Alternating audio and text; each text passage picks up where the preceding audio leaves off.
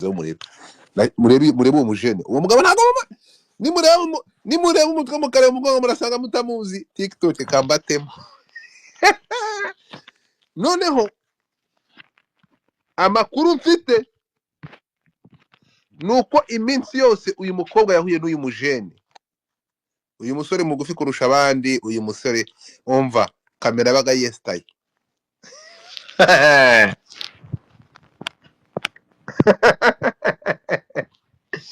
Amakuru mfite kugira ngo mwumve nawe kaze nkubwire nubwo wigize akasa mutwe, reka nze nkubwire ahangaha niho havuye akazina Mr Head. Uretse gato niho havuye akazina agasiriro ka Mr Head k'umujene atanga umutwe kurusha ibindi byose, ariko gira Kigali ifite ibintu byinshi ko atanga head kurusha ibindi byose, ngo we yitangira head ngo kuko hepfo ntashoboye. Twumvikane urasika ikizamu. So uyu munsi nibwo mbonye impamvu bro, uyu munsi nibwo mbonye impamvu umusenzi yagendaga yita umujene Mr Head. Abantu bo kuri TikTok baragenda biruka barashaka kuza kureba barashaka kuza kureba ifoto na ikavarinze. So ndaje mu kanya ndebe ntuza.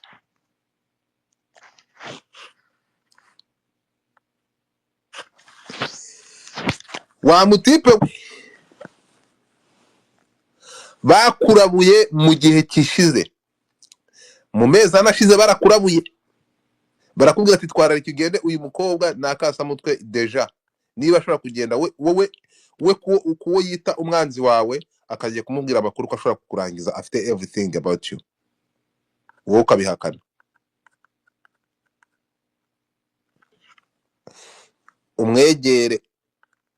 Wegere umukobwa umubwire ahagarike, bitari ibyo ndakurahiye urisanga ibyapa. Kandi umuji mugenzi wawe nako umugabo we yaravuze ati genda umuntu ushyira mu gaciro, fata ubu butumwa ubumpere runaka kuko ashobora kwisanga mu mazi abira iyi si. Uyu muntu naje gusanga ni ikintu kidafite indangagaciro, uyu mukobwa nta ndangagaciro afite.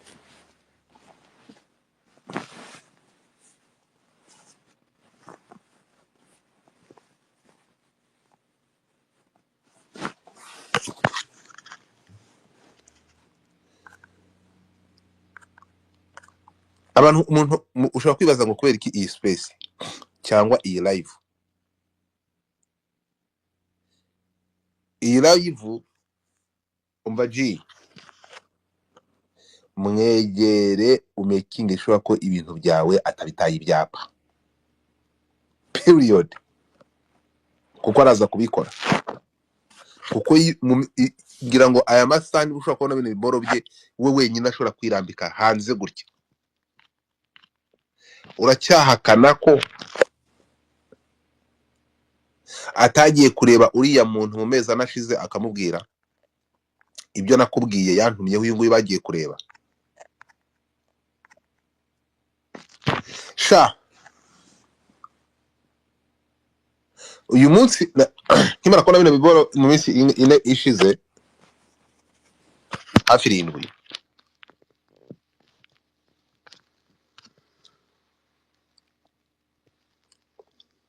byatumye nsa nk'ukangutse muri ibintu byinshi no muri saga zagiye ziba.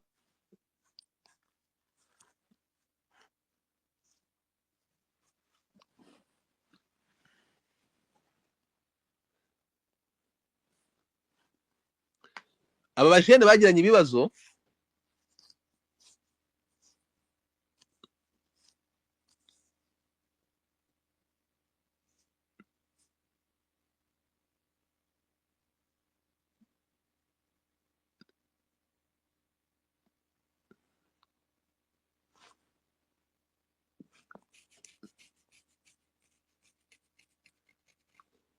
hano, harimo kuraburiza.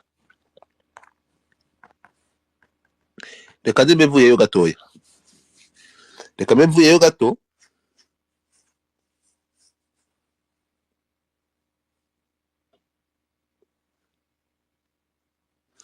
urumva.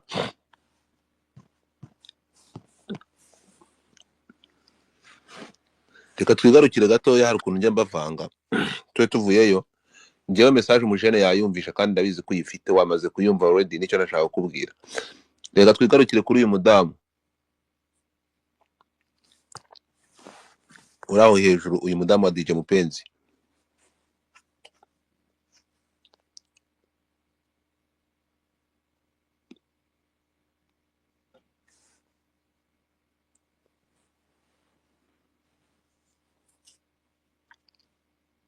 Harimo amazina y'ibyamamare ntari buvuge, harimo amazina y'akasabutwe ntari buvuge, boro z'urumogi, boro za kokayini, boro z'amavideo y'ubusambanyi ari hanze, boro y'ibiganiro bikomeje kujya imbere. Ndapfuye. Uyu we noneho we yaravuze ati ikintu bita ibanga hehe na he ntabwo bizigera biba, ntabwo bizigera biba, nzabata ibyapa mpaka.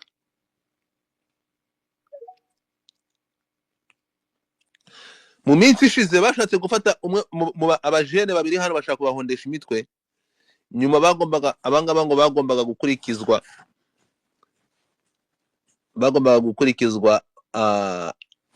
abakobwa batatu bari i Butare muri rehab. Bitoya nikiyo agose n'abakobwa n'abadamu babiri, n'umudamu umwe n'abakobwa babiri.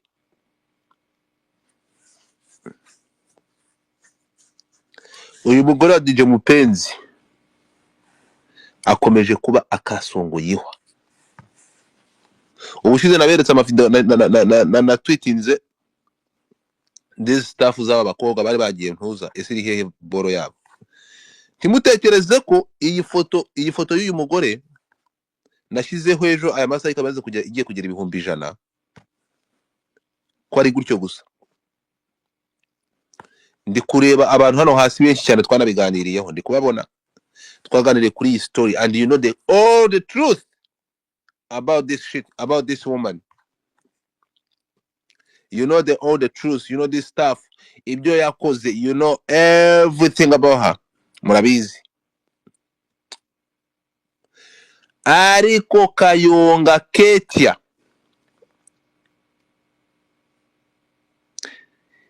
ibyo urimo byose akantu ku kandi, my friend, muri iyi mihanda ucanaho abantu umuriro when they are ready, bari kukwitegura neza, baraje baguta ibyapa nawe, urumva, baraje baguta ibyapa ku buryo uzajya wibaza uburyo wisanze ahangaha bikakuyobera. Ndabikubwiye nawe,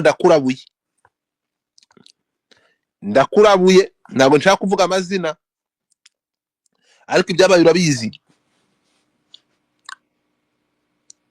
Ibyo wakoze ushinja abantu kunywa kokayine, wabashinje kunywa kokayine bro, ko bazisangira, washaka kubagonganisha. Nivuganiye n'abantu bari bagiye guturitsanya, turaganira, dukora conference call, murahari, muri ibyamamare mwese. Ibyo bintu navuga ati muciringe, mubireke kandi bigenda fresh. Ebana yazanye version ya kabiri, yaragiye gusenya abantu completely, habuze gato. Ubu yafashe version ya kabiri n'abandi. Kubera iki? Wakoze business k'umugabo afite akabari, ibyo bintu kabireka. Wazamutse ukansoza ibi muri bisobaye iki? Zaba kumubwira ngo hello.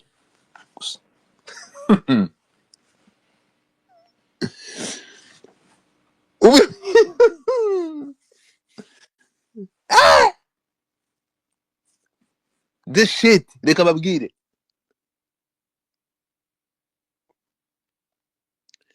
Ushobora gutekereza kuri gutwiku kazakongo kukagurumana. Nafashe ifoto ndayipostinga, ntabwo gutfoto yavuga byinshi, kugira ngo ubone. Ubundi iyo fashe ifoto nkayipostinga, nkayishyiranga, nka tweetinga, ngashyira ifoto y'umuntu,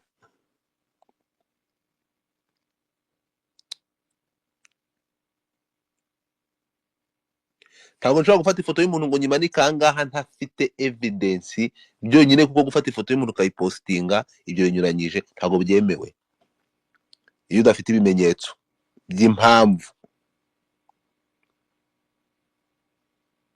So there is everything. Se mu bite bite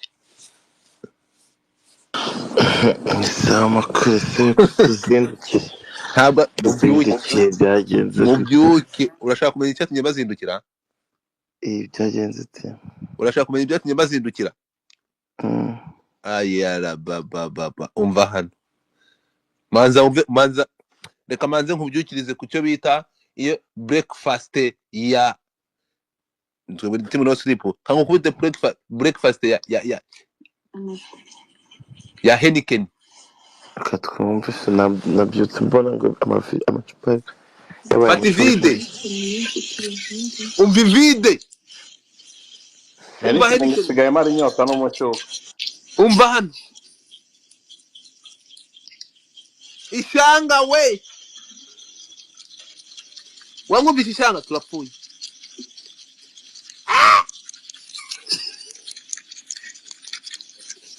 Heineken mu muntu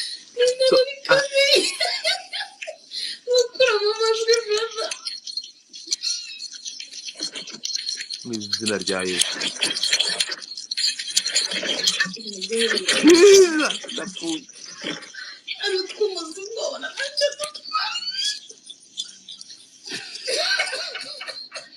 tuvuye aha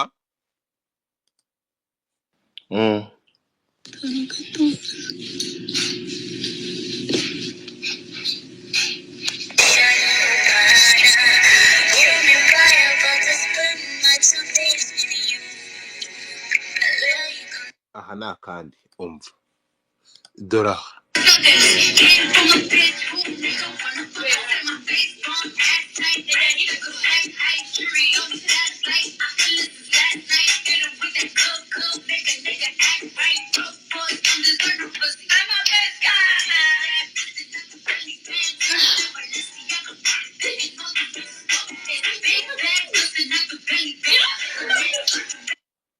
tuvuyeyo mbere yuko ukuvuga ngo ngiye ntabwo iyi space nyikoze, ntabwo iyi space nyikoze kuko nashakaga kuvuga kuri ibi bintu.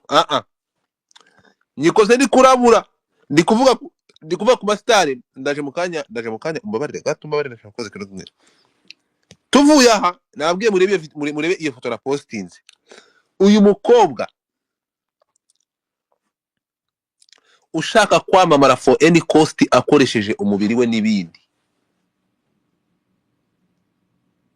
yuriye imodoka mu mezi 4 ashize, mu mezi 4 amezi 3 yurira imodoka ajya kureba umugabo umwe, aramubwira ati ariko bana ndakwikundira bya hatari, ndakwemera kuko abana gafite femu, ndakwemera so umuginga wirirwa niki ndamufite ngutemo ngukubita video njewe I don't care bitewe n'uburyo nkwifanira n'uburyo nkwikundira, nanjye nishake ngaragaramo, ariko nyiguhe video umurangize. ndashaka mwumve. uwo mutipa aranyegera arambwira ati Godfather, umujene ashobora kuba mfata nk'umwanzi we, ntabwo nabona uko mwegera, ni wowe wenyine ushaka kumwegera, ntabwo ari kwabwira amazina. so none murabure umubwire ko anytime umuntu ari kumwe nawe ari igisasu kigendera ashobora kumuta ibyapa. ndamubwira nti gute rero?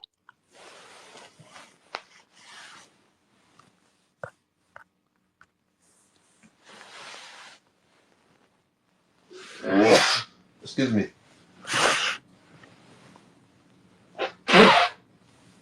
ndamubaza nti gute, arambwira ati ntabwo ngiye ndibuze kuguha details. I mean mwebwe abantu muri kunyumva ntabwo ndibuze kuguha details, ariko yampaye detail, yampaye details. nkimara kubyumva numva birimo ukuri, ndavuga ntabwo biza kuba ubujajwa, reka negera umujene muhe ubutumwa mpawe. ntabwo namunyuze uruhande, naragiye ndamubwira nti Musa, ubutumwa bwawe muhawe na runaka, ambwiye ko uko byagenda kose iyo umugabo aguye undi arenzaho utwatsi nta rwango agufitiye ku buryo yakubona uri kujya kugwa mu mwobo abireba kandi afite evidence. none arasaba ko ugomba kwirinda. yo uyu mutipe yaransetse aravuga ati rekana n'ikigoryi ibyo ari kukubwira nta makuru bifiteho, ntabwo ibyo ngibyo bishoboka. Urimo kumva?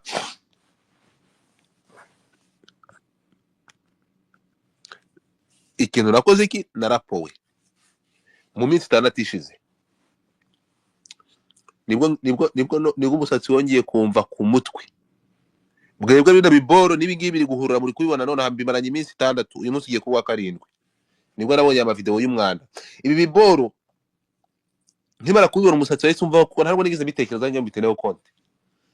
Narabyumvishe numva aho bo barabyifata barifata amashusho babishaka. Nahise ntekereza story yo mu mezi anishize, aho iki gikobwa cyagiye kureba uyu nguyu mureba, uyu nguyu yagiye kureba uwo muntu amubwira ati umujene ndamufite muti byapa ko nkwemera, uyu nguyu murangize. Uyu nguyu bashaka kurangiza yarabisuzuguye.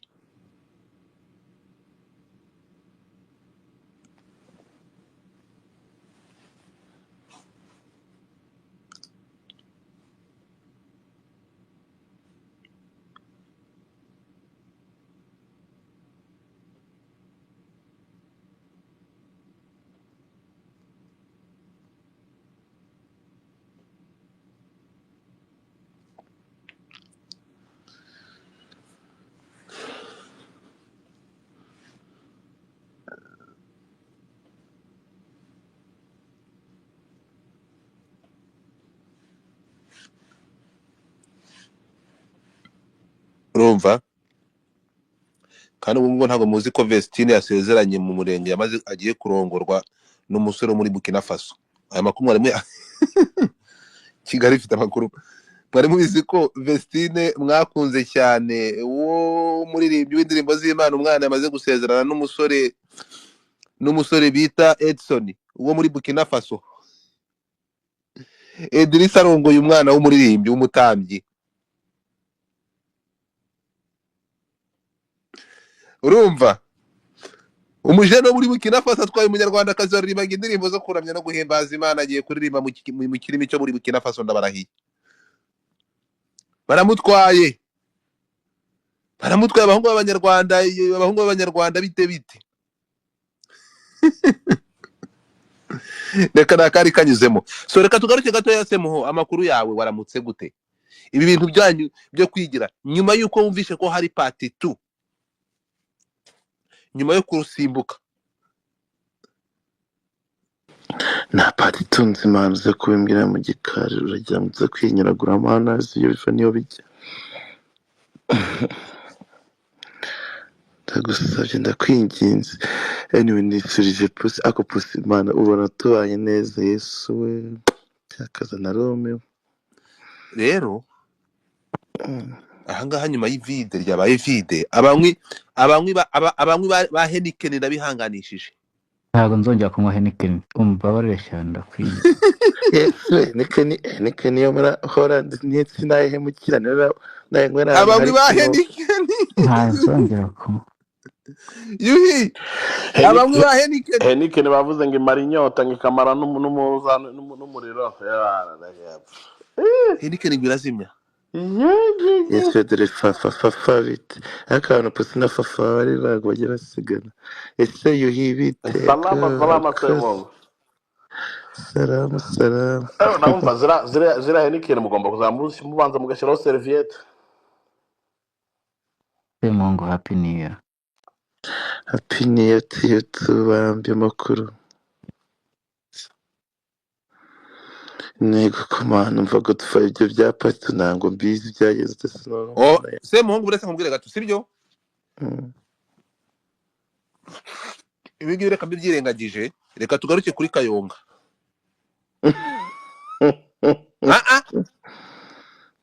Reka tugaruke kuri Kayonga Ketia. Ubu turi kuvugana wakomeje gutuma abantu bataryama.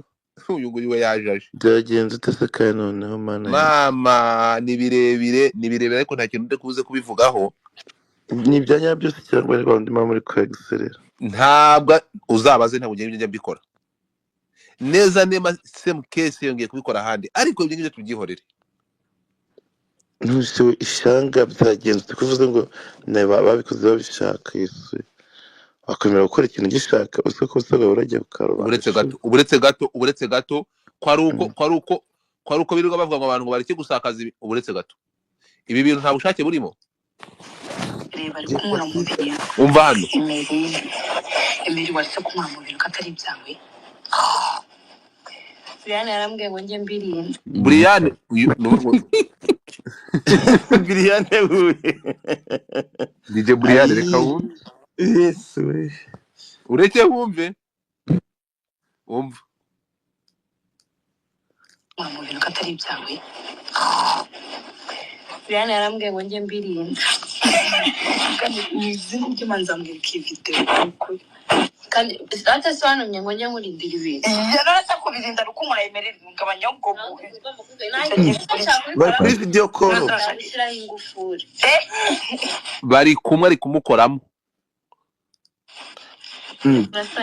indi ukora mu ndi Brian uravuze indi ukora mu ndi Brian ari gukoramo ntabwo Brian ari muri iyi video nitwo numvise ijwi rye naryo numvisira ntabwo ari ijwi rye uyu ngo yaravuga ati reka gukora mu bintu by'abandi atari ko Brian yambwiye kubimurindira reka bikoremo umva reka wumve ndetse ugeze kuri kumurakora wo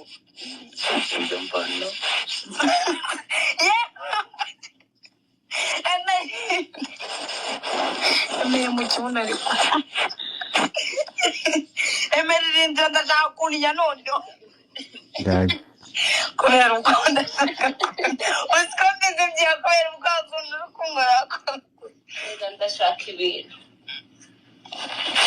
ngarika turafata video nta kibazo turafata iki video ngo nta kibazo none se kankubaza n'aba lesbienne uburetse gato Godfather turafata video nta kibazo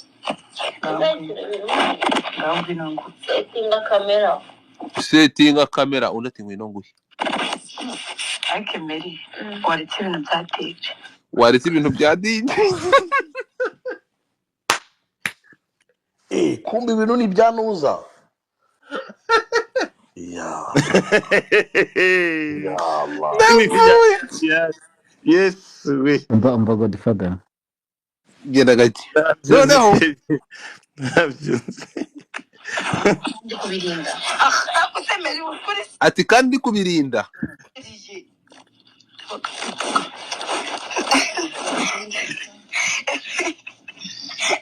ngareka nyangwe maneza rero naze kudafite dikodo ngo yakuba yinjiyemo ariko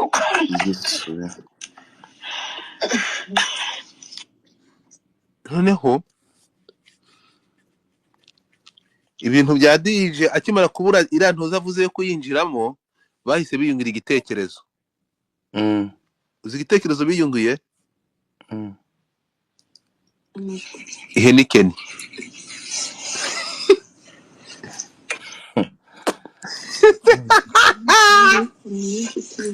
Heineken mu kazi kose abakobwa ni abagome man uravuze abakobwa ni abagome babi gute uburetse gato bro urumvisha inshuro ahamagaye izina ry'uwo mubebe Brian oya uriya wahamagaraga izina rya niba ari ninde hari Emeri yego uriya mubebe ibyo yari arimo yari abizi ko ari gufata nyine yari abizi ko uwo mubebe yasinze sibyo yarangiye abikorera ubushake yamuhamagaye nk'inshuro nk'eshatu nk'umuntu uri gutanga proof you get reka kakubwire wekuze is under control y'ibyo bintu byose biri ko reka nkubwire urimo kunyumva niba ari umuntu wa fake ubaho uri kunyumva niba ari umuntu wa fake cyane n'uyu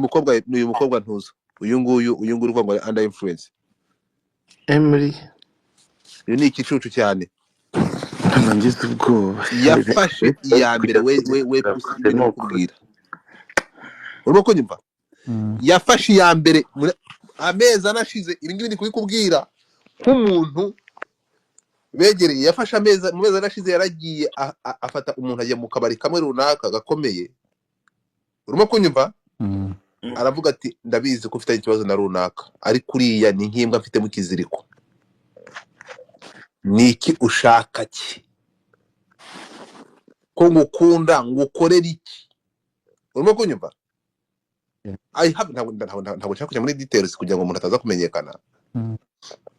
Uwo mutipe, uwo muntu wundi urumva wakasa mutwe nawe arazambwa ati Musa ndabizi ko ushaka kugira access kuri uyu muntu, mubwire ende. Ntabwo yigeze anyura uruhande pusi. Arambwira ati ni umugabo mugenzi wanjye sindi buze kumubona, urumva yamaze kwandagara ende 3. Muhereza details zose, ngizi details ndaziguhaye zimuhe. Aho ni mu mezi anashize bro, naragiye ndamwegera ndamubwira nti mfite ubutumwa bwawe buvuye kwa runaka ende 3 bimeze uku nuko ku muntu uyu. Urimo kumva? Ariko bya bintu byo kumva ko nta keza gashobora kuva ku muntu mufitanye ikibazo, yanze kubyemera. yigira karakage.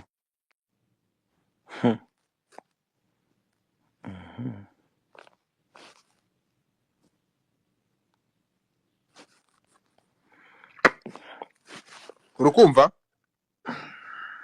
So ibingibi muri kureba wowe urabona bino bintu wabonye, ibingibi ntabwo ngiye binteye ikibazo, ariko uyu mukobwa araje kure video z'umutipe muri buze kumirwa, kuko yazitwariye umuntu aho kugira ngo abifate abyima agaciro. Ku ruhande rumwe yari afite ubwoba avuga ati uyu muntu kubera ko ibintu ari kubinzanira, ku rundi ruhande kubera ko ashobora kuza kunzanira umugabo mugenzi wanjye amutama muri uwo buryo, ahita amukatira, ahubwo ahita yarantumye negere uyu muntu. Wowe ndi kubikubwira, wowe urabizi ko nagutumye, ariko reka nkubwire ko amakuru mfite ubu turi kuvugana, video zawe ziri hanze, iki gikorwa kiraguta imihanda, iki gikorwa kiraza kuguta ibyapa. none se sinumvishe ngo gushyira amafoto y'ubwambure bw'umuntu mukanga birahanirwa n'amategeko umwaka umwe kugeza ku myaka 3 cyangwa 5.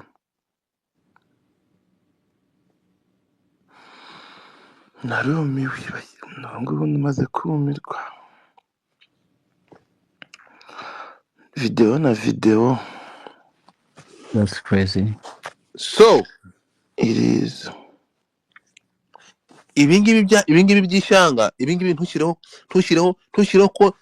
comment pusi, ntushyireho comment kuri iki gikobwa, kuko ntumushyireho comment kumva ko ngo bari bashatse kumutega umutego. Nta mutego ntawo. Umuntu ushaka gutekereza ko ngo bamuteze umutego pusi ni umuntu udafite amakuru. hashize amezi ane we yigiriye muri Kigali Universe, ndahavuze ndapfuye. Okay, nakabari nk'utundi ajya kureba umujene umwe, aramubwira ati ariko bura nagutaba ikintu wita inkuru z'umuntu witwa runaka kuko ndamufite wese mufite mu kiganza cyanjye, ngutemo ko ngufana. Bebe gukoresha ubwenge bwo mu mugongo Godfather. Uravuze? Amara akoresha ubwenge bwo mu mugongo. Ntabwo ari uyu bwonko no kuvuga gute ngo ndimo ari gukoresha ubwenge bwo mu mugongo. uriya mukobwa ari gukoresha ubwo mu mugongo, ari gukoresha ubwenge bwo mu mugongo. yes, ubizi ko ubwonko bumanuka mu mugongo. Ubundi ubwo mu mutwe nibwo bufata umwanya wo gutekereza. Ubwo mu mugongo ni nka kwa kundi ukandagira ku gishinge ugahita ukuraho ikirenge vuba vuba utiriwe utekereza. Uvuga ngo we rero ari gukora nk'umuntu udatekereza, byumva se. Ariko already uzi ikintu giteye impungenge, urumva?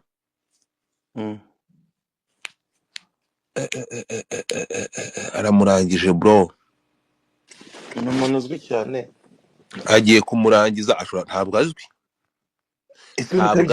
Kati yanditse ngo abasore babiri bo muri Kigali Universe ngo bari gukora ibiki mama, byo ni ibiki hano hanze. Unsimbuke ibyo ngibyo nibyo ndi kukubwira byo muri ntuza by'umugore wa mupenzi.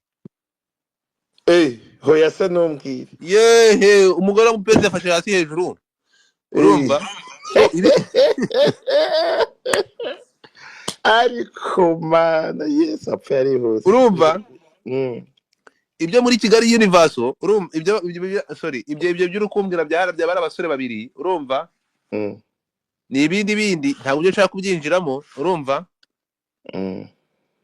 it's a long story ariko ntafitiye ibimenyetso urimo kumva